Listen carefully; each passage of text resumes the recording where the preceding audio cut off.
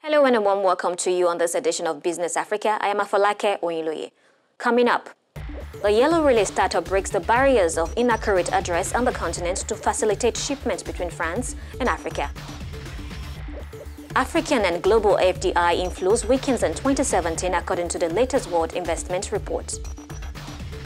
And a Nigerian entrepreneur turns traditional hibiscus drink into a profitable enterprise. Yellow Relay startup is specialized in parcel and document shipments between France and Africa thanks to a network of relay points in the continent's major cities, which makes it possible to remedy the difficulties associated with address and shipment and delivery times, which are often very long. Created 3 years ago, more than 300,000 euros in equity is deployed on its network. The startup has an estimated 12,500 pickup stations in France and 450 distributed in 33 African countries, mainly in Cameroon and Ivory Coast. Daniel Momberry and Ruth Lago with a detailed report. Africa has always been known to be behind on so many innovations that begin in developed countries of the world. But when these innovations get to the shores of Africa, they gain ground and become the new status quo, which tells you of the level of Africans' ability to adapt. Even with this knowledge, not many companies are willing to do business or extend their operations to Africa, let alone a startup company like Yellow Relay with its base of operations in France. Born of several difficulties faced in conveying packages to African countries due to the lack of established addresses, locations and collection points, Yellow Relay found its niche and positioned itself as a leading company in that regard since 2015. Today, our main target is the B2B business segment, which should represent 70%, then individual customers, and we will soon attack the e-marketing segment, and it is on this e-marketing target that we want to specialize and become a major player to help French companies exporting to Africa. A growing company, Yellow Relay has since won the Digital Africa competition organized by the French Development Agency with BPI France and the French Tech in November 2017. This speaks of their impact in the package delivery business while working within and with the unique challenges Africa faces.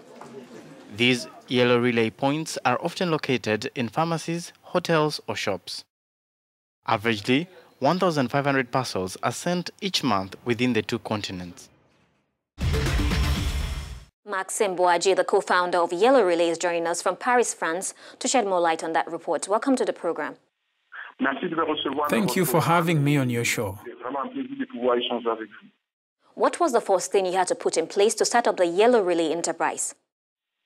I think that to build a company like Yellow Relay, the first challenge is to set up a network of relay points. And what is a network of relay points? It means forging partnerships with the different shops in countries with traders in order to build trust, and then a network of withdrawal points in each country, and this will constitute the first element of our company.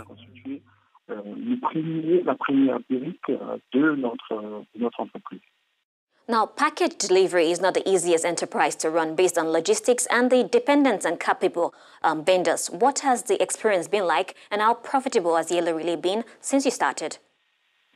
Tout d'abord, je dois dire que il y a un grand manque dans beaucoup de pays africains.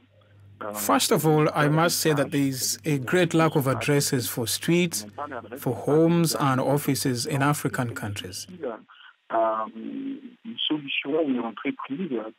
This makes it difficult for parcel delivery companies to operate, hence the need to have a network of relay points for distribution. What is important is to understand the habits and ways of life of people to set up a parcel distribution network. That is fundamental. L'habitude et la façon de vivre des gens et de s'adapter à leur mode pour pouvoir mettre en place un réseau. The experience we have gained is very good on a human level. We have met a number of people with whom we've worked to set up our parcel distribution network. C'est une expérience assez enrichissante parce que c'est d'abord une expérience humaine dans laquelle nous avons rencontré beaucoup de gens dans différents pays avec qui on a pu travailler, avec qui on a pu s'enrichir mutuellement pour mettre en place notre réseau de points relais. Having successfully run the enterprise since its inception, what do you believe policymakers in Africa can do to make deliveries in Africa easier and to encourage more trade options between France and Africa? Je pense que ce qui est vraiment important de bien comprendre, I think the most important thing is to know that there are three elements. il y avoir des régulateurs qui travaillent de façon plus First, if we had regulators who worked more transparently on customs tariffs so that we could know in advance what tariffs are applied to us. les tarifs qui nous sont appliqués. La première des choses. La deuxième des choses, c'est de communiquer. The second thing is to communicate this transparency to the whole population so that they can work peacefully.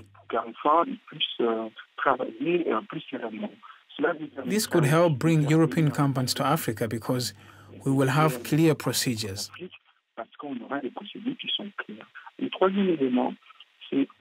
The third element is that the African states or maritime authorities can help companies, small businesses, to export African products to Europe, Asia, the United States, or other destinations.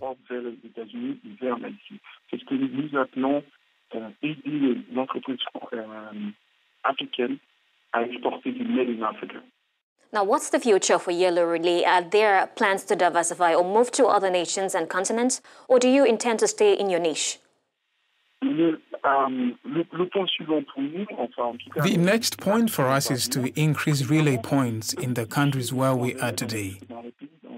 We are in 33 countries.